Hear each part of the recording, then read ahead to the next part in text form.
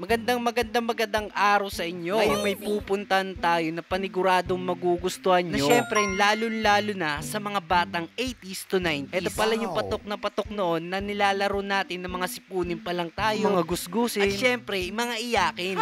Lalo na pag hapon, pag hindi ka natutulog. Naku, yari ka talaga sa magulang mo. At sa kakadaldal ko dito, andito na nga pala kami sa lokasyon. Dito nga pala to sa Wilcon, sa may Visayas Up. Katabi lang neto yung Jollibee. So, idadrop ko yung main address niya, mga Cosbol, para ilagay nyo na lang sa Waze, Google Map, kahit na dun sa kulay orange na araw na bahala. Tawag ka lang magpapahuli, kaibigan. Kakadaldal pala natin, andito na kami sa parking lot. So, ang maganda pala dito, mga Cosbol, libre lang yung parking lot dito. Kahit anong oras ka pa, lang abutin ng closing kasi itotow talaga yung palabas. So, pupunta na nga pala kami sa lugar na yon. Iniisip ko habang naglalakad kami nito, bigla na lang mawala tong camera. Ayan, kakamontage mo yan eh.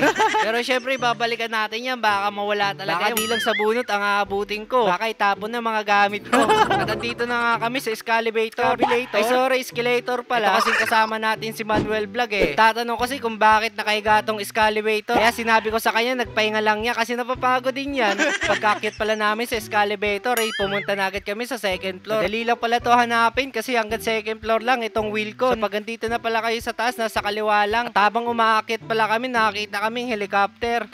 Sa wakas, andito na pala tayo kung saan ipapakita namin sa inyo mga laro ng batang 80s to 90s. Basta makita nyo lang yan sa taas na Team Underground, automatic, yun na yun. Syempre, nang nakita na namin, pumasok na agad kami, wala nang iya-iya, vlogger tayo eh. Eto na nga yung malulupit nilang mga Tamiya dito guys, sobrang dami niyan. At hindi lang yan, meron pa silang racetrack.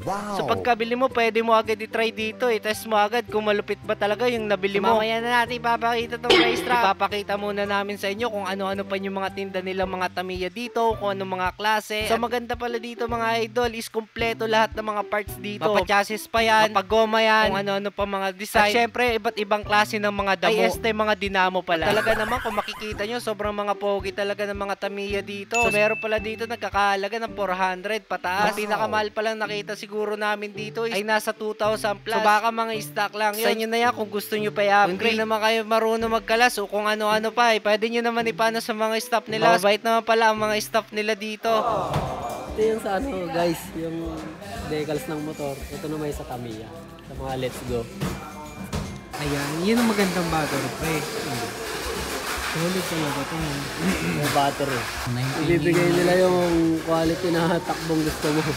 Mura lang oh. 220 lang motor. 220 lang mura. So, may mga tools na rin oh. Sama ka ng tools. Oo, mga chassis oh. Ayun, may mga 598 oh. 598, 698, 550. May 550 oh. 550.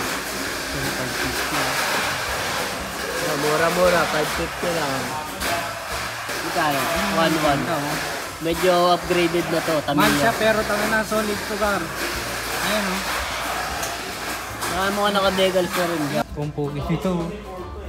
Yung akin nun dati mga ganito eh. Bibili ko dati mumurahin lang eh. Sa mga eskwelahan. Yung mga mura talaga dati yan ngayon kasi ano na mataas value niyan eh. Nag-ano nung tumaas value yung ano let's go. May nakasakay. Nakasakay si PG. Wow!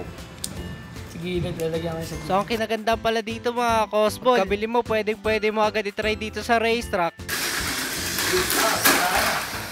Natanggal!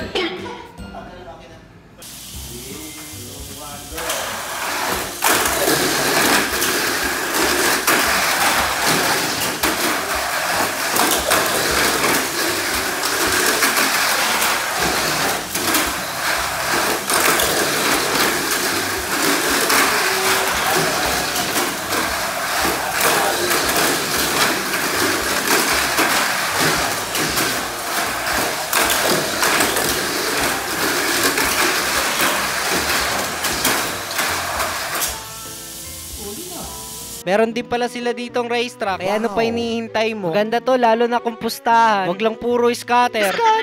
So kung gutom ka naman nakaka-racetrack mo, marami sa loob at labas na mga kainan. So dito ko na rin pala tatapusin ang video na ito. Maraming salamat sa mga sumusuporta at nanonood. See you sa mga susunod natin mga vlog. At paniguradong magugustuhan yung mga susunod natin mga iba-vlog.